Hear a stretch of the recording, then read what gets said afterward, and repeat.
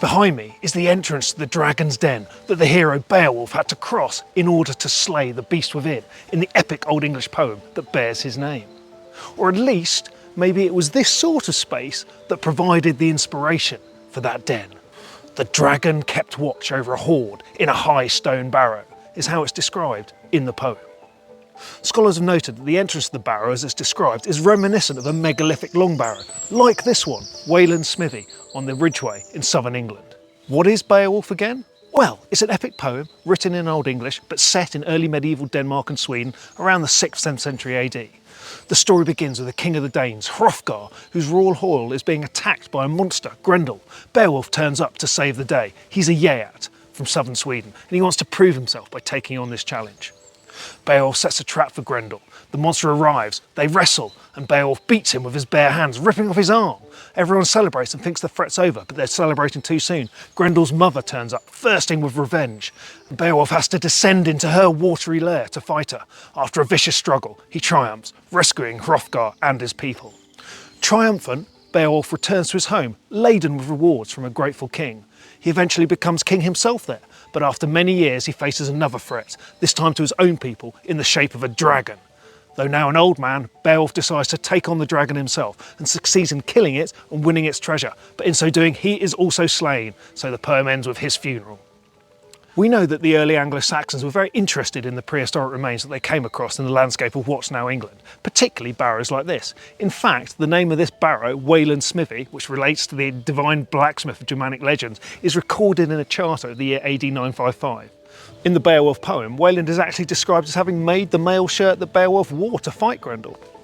Just a few miles east of here, along the ancient Ridgeway path, is another barrow, known as Skutchum Knob, where an invading Danish Viking army made camp in the early 11th century to cock a snook at the Anglo-Saxons because they could reach such an important place in the landscape.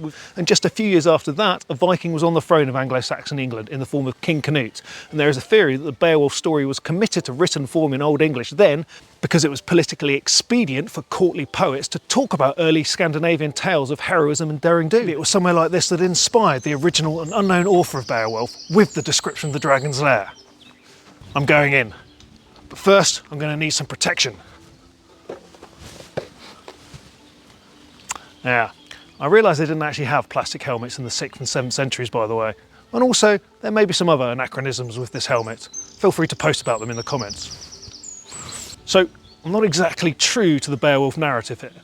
Also, I'm fairly certain that there isn't a dragon or hoard of treasure inside. If there was, I'm sure English Heritage would have mentioned it on the signboard. Anyway, we'll see. If I don't come out again, maybe show this video to your nearest Yetish superhero, and I'm sure he'll know what to do. Luckily, I've got my guardian dog to help me. Come on, Lexi, let's go.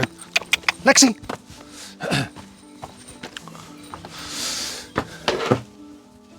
I've just recorded a podcast about Beowulf for History Extra with Professor Heather O'Donoghue. She pointed out that though the story is ostensibly all about a man fighting fantastical monsters and dragons, it's actually got a lot more to it than that. Let's hear from Heather. The flesh on the bare bones of that story, as it were, is a whole myriad of other stories. The Danes, when they're feasting, like to tell stories of the past events of the Danish royal house, sometimes tragic, sometimes glorious. Beowulf, when he's alone facing the dragon and having dark thoughts, reminisces about his own tragic childhood and also about the past of his own people, the Swedish Geats. The poet, as narrator, chips in too. If there's a mention of a good king, he says, well, he was a good king, but there were bad kings too, and tells you a story about a bad king or a bad queen or whatever. So what you have is a poem which is a huge interlocking structure of speeches, memories, boasts, recitations, prophecies, stories told in all different voices of all different kinds, from all different periods too, in that early history of the Scandinavians. So it's a kind of kaleidoscope of a poem, not just a poem about monster fights. If you want to hear the full podcast about Beowulf, just check out the History Extra feed. Search for Beowulf and you'll find it.